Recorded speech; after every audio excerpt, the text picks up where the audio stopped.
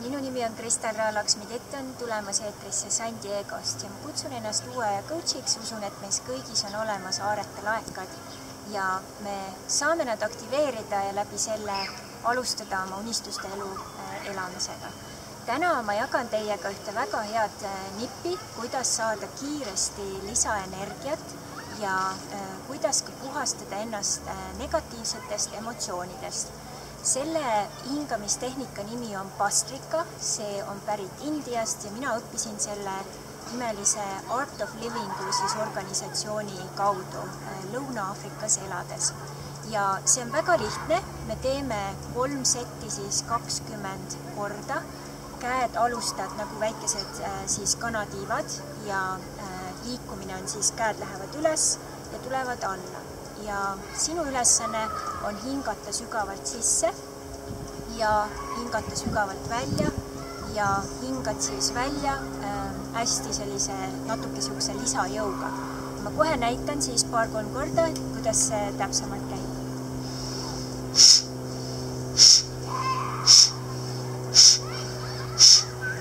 Ja tegelikult nii lihtne ongi. Setid on 3 korda 20, teed 20 korda esimese korra ära, siis on väike paus ja siis teed veel 2 korda 20.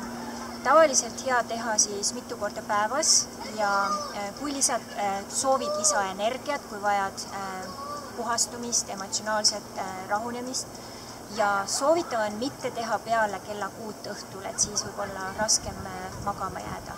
Nii et väga lihtne tehnika, võta see töösse, aitab puhastada sul ka kopsud, aitab neid tegelikult hapnikuga rohkem varustada ja läbi selle kui hapnik tuleb sisse, siis sa loomulikult kõik läheb rohkem aluseliseks ja peale selle sa lõdvestud kiiremini, energiat tuleb juurde ja kogu sinu olemine saab olema täiesti nagu powerit täis.